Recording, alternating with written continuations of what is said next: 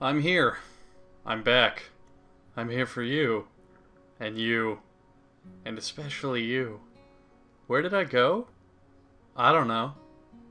But as I walk through this world, nothing can stop the Duke of Earl. And you? You are my girl. Duke, Duke, Duke, Duke of Earl. Duke, Duke, Duke of Earl. Duke, Duke. Sorry. It's okay. I have no idea where we left off, but, I mean, the fact that I'm gazing into the visage of pure, unadulterated beauty and her stupidly blind friend means that I'll figure it out eventually. Lily gives a quick nod before she shuffles on back to the spirit world from whence she came. Must be nice being that popular. Hanako smiles, but it doesn't take up the hook for further distraction. I end up just sitting back and closing my eyes, relaxing as best as I can. It's nice and peaceful here. I wonder what it'd be like to be grown up somewhere like this, rather in the city. You come from the city? Looks like I found something she wants to talk about. Whoa. Yeah, you could say I was a city kid through and through. It sounds like a lot changed. It did. I'm still not quite sure what to make of it, though, but it's a bit of a culture shock in more ways than one. You must have gone something through like that when you first arrived at Yamaku, right? I'd imagine most new students would. Not really. Hanako gazes a little to the side, looking unwilling to go on. I tilt my head inquisitively, but a couple of seconds pass with no further answer. But can't we deal with that on Monday? The fallout is already settled from the last... I understand. I'll try to talk her down. You know what she's like when she gets locked into an idea. Yes, thank you. I'll talk to you later then. Goodbye. Lily's conversation ends with a snap of her phone closing. She turns to her table but doesn't take her seat because she's having just the hardest time finding it. Need to go? Unfortunately, class representative work calls once again. I can come with you. It's alright, Hanako. I'll just be straight to the student council. There's no need to spoil a fun evening on my account. Besides, if you were to accompany me on my way back to school, who would help out Borisao and his company? Wait, I read that line wrong. We're gonna pretend I didn't. Okay. I can join you for tea later tonight if you'd like. I may well need to. We agree on that plan, and Lily says her farewells to both of us, taking her cane after Hanako passes it to her.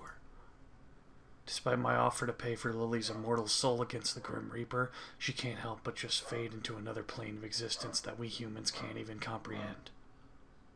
My dog is barking in the background. I don't know if you can hear this. I don't care. And then, we're alone.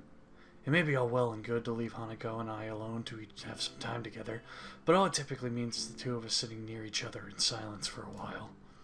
I wonder what I must look like to Hanako. Am I cool? Hot? Funny? Some 4-foot-tall cave demon? Tell me! She might get used to more people if she were to stop being so cloistered in Yamaku. But then again, whenever people much older than her react so strongly after a single glance at her face, she may as well feel the same way I do now.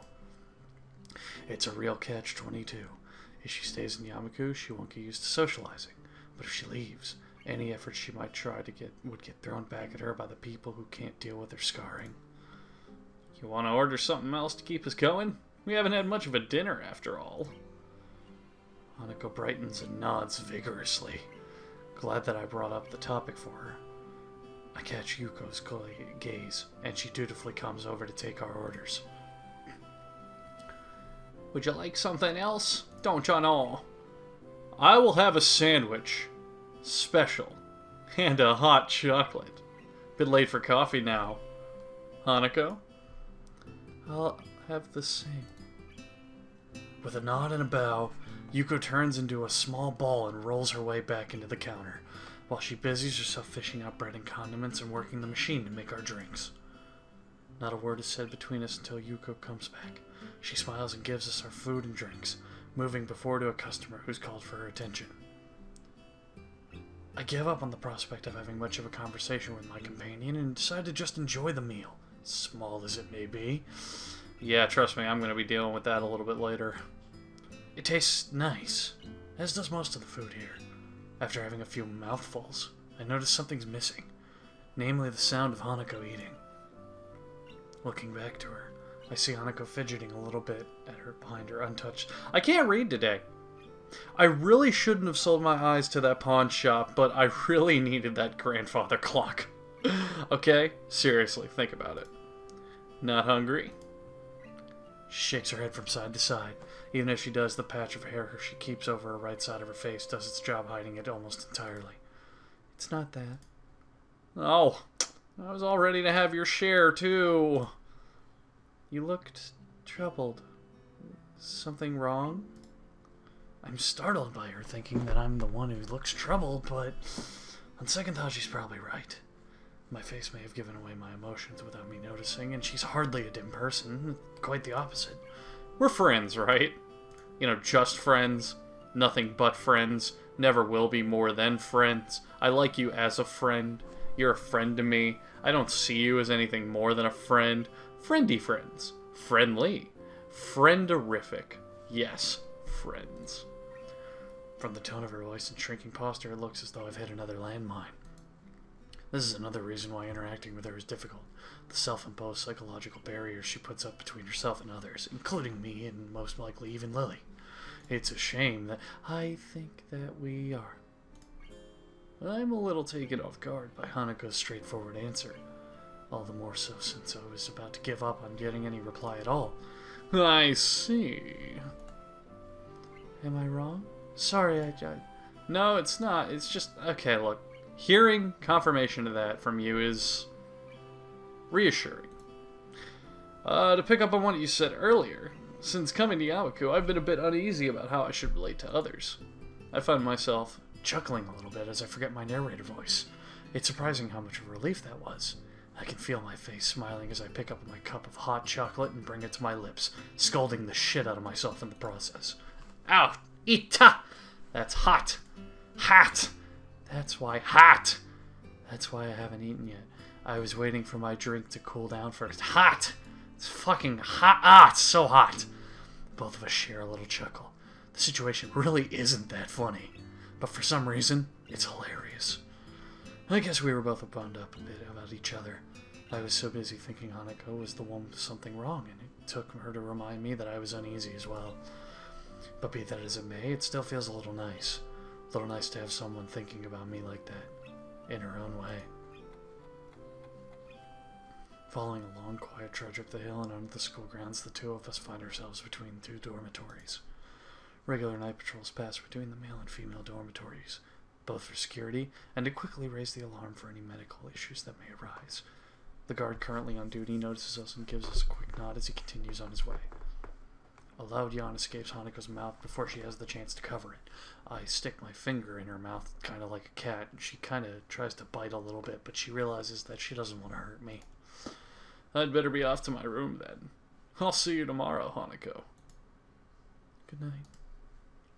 We separate and begin to walk our own separate ways. Before I stop and look back, Hanako stands there, waving to me as she smiles. I smile and wave back to her, and after a few seconds she turns and walks up the stairs to her dormitory building, disappearing through the door. These little moments we share between us make it feel like a small treasure. One thing is sure, I want to protect that small, delicate smile she so fleetingly wears around so few people. I wonder about those feelings I have when Hanako's around, and when I'm able to do things for her, whether they may be the seed for something beyond what we share now.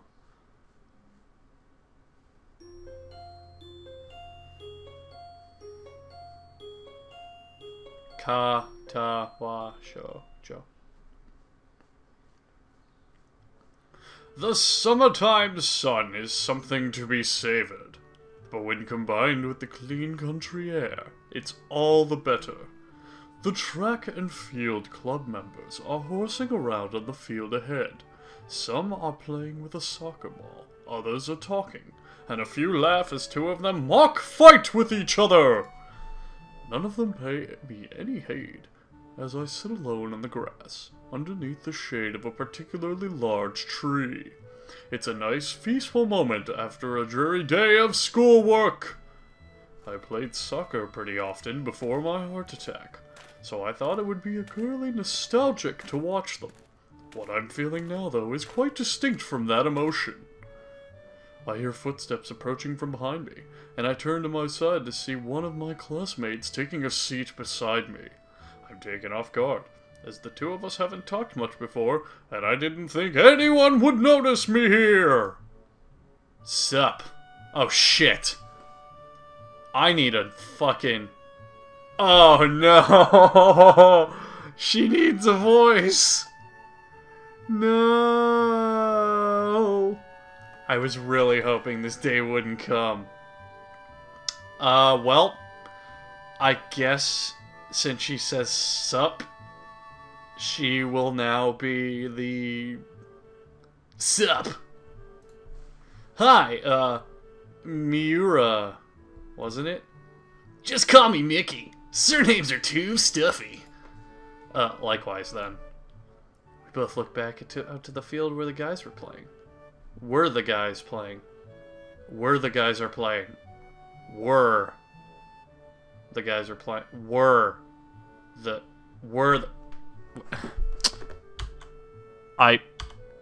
I'm mashing H to put it back where it belongs, and all it does is let me look at the artwork. Bravo, game designers. It looks like they're getting ready to have a second game, with people spreading out to their positions and the ball being carried to the center of the field. Sure enough, the whistle is blown to begin the match, and they get right back into it. Not gonna play? Nah, I'm just gonna rest a bit. What about you? You kinda look like you wanted to play when you were watching us before. So someone did notice me after all. It's kind of a long story. Her face says that I've piqued her interest, and her nipples. I'm in Yamagu because I have a heart condition. I can't really play soccer anymore. Wanted to be a soccer player, did you? No, I only really did it for fun. My friends played, and I played it, and... are any of you guys playing around me before the accident? I mean, I don't feel like any real wish it got back either, but it's a little hard to explain. I'm decently physically built from the days when I played, even if my strength's largely left by me now. And I got on well with the other club members, but when I think about it, I should feel pretty bad watching people play when I can't anymore, and yet I don't, because maybe it's a good thing, you know, a sign that I've gotten over it and that I'm ready to become a new person. Look, sorry, I'm kind of rambling. It's cool. I actually wanted to hear that, and glad to hear that. Ah, fuck it, I can't read.